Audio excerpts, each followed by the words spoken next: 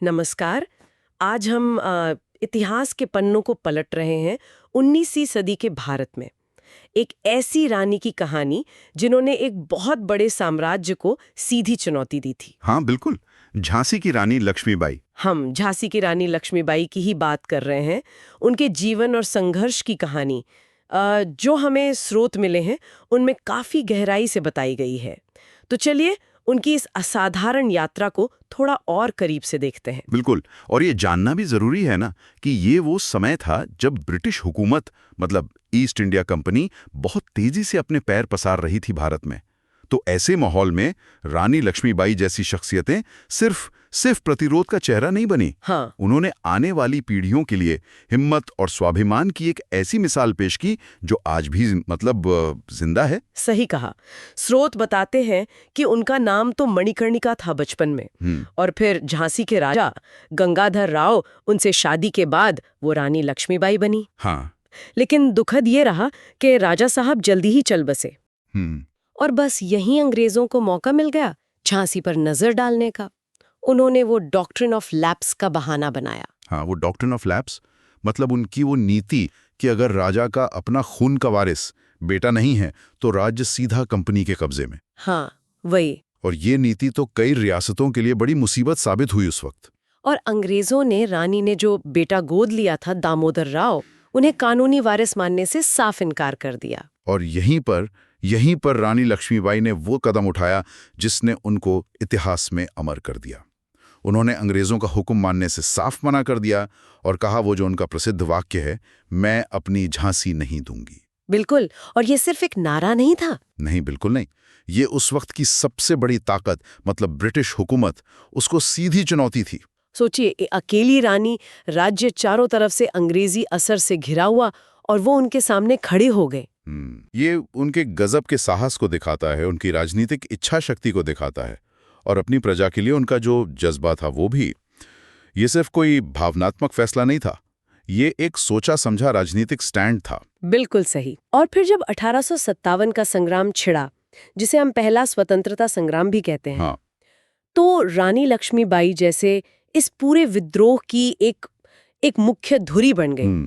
स्रोतों में उनकी लड़ाई का बड़ा जबरदस्त वर्णन है। सोचिए जरा, वो मर्दों वाले कपड़ों में बेटे को पीठ पर कसकर बांधे हुए घोड़े पर बैठकर सेना को लीड कर रही हैं। कहते हैं कि उनकी वो बिजली जैसी फुर्ती और हिम्मत देखकर तो अंग्रेज कमांडर तक हैरान थे। यहाँ जो बात मुझे बहुत प्रभावित करती है वो है उनका मल्टी डायमेंशनल लीडरशिप। मतलब वो सिर्फ एक योद्धा नहीं थी। अच्छा। स्रोत बताते हैं कि उन्होंने किले को बचाने के लिए रसद मतलब खाने पीने हथियारों का पूरा इंतजाम किया, आम लोगों को जोड़ा, मोर्चेबंदी की, रणनीतियां बनाई। उस जमाने में जब महिलाओं की भूमिका बहुत अलग थी समाज में। हाँ, सीमित थी। तब एक महिला का इस तरह से मिलिट्री और एडमिनिस्ट्रेशन दोनों संभालना, ये उनकी कमाल की क्षमता और दूर की सोच को दिखाता है। ये सिर्फ शारीरिक बहादुरी का मामला नहीं था, ये दिमागी ताकत और स्ट्रैटेजिक समझ का भी सबूत है। बिल्कुल। आखिरकार 1858 में सर ह्यू रोज के नेतृत्व में ब्रिटिश सेना ने झांसी पर जबरदस्त हमला किया। रानी और उनकी सेना ने खूब बहादुरी से मुकाबला किया, किला बचाया, लेकिन हालात ऐसे बने कि उन्हें झांसी छोड़ना पड़ा। फिर वो कालपी गईं, फिर ग्वालियर, जहां तात्या टोपे जैसे दूसरे नेताओं के साथ मिलकर लड़ाई जारी रखी। हाँ, संघर्ष जारी रखा उन्होंने। लेकिन फिर ग्वालियर के पास कोटा की सराय में लड़ते हुए वो बुरी तरह घायल हो गईं और वहीं उन्होंने वीरगति पाई। लेकिन उनका ये बलिदान बेकार नहीं गया। नहीं, बिल्कुल नहीं। जैसा स्रोत बताते हैं वो फौरन ही तुरंत लोक कथाओं का, लोक गीतों का, राष्ट्रीय चेतना का हिस्सा बन गई। वो सिर्फ एक बहादुर रानी नहीं रही, वो प्रतीक बन गई महिला शक्ति का, हिम्मत का, देशभक्ति का। सही। उनकी कहानी ने सिर्फ उस वक्त के लोगों को नहीं बल्कि आजादी के लिए लड़ने वाली आगे की कई पीढ़ियों को प्रेरणा दी, हौसला दिया। तो इस पूरी बातचीत से, इस पूरी कहानी से हम आज क्या ले सकते हैं? आज भी तो उनकी कहानी स्कूलों में है, किताबों में है, लोग गाते हैं, याद करते हैं।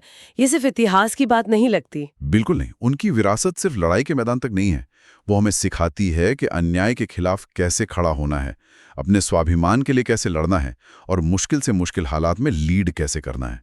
उनकी कहानी ये याद दिलाती है कि एक अकेला इंसान भी अपने कामों से, अपने इरादे से इतिहास का रुख मोड़ सकता है। तो संक्षेप में कहें तो रानी लक्ष्मीबाई सिर्फ एक रानी या एक योद्धा नहीं थी, वो एक विचार थी। हाँ, एक विचार।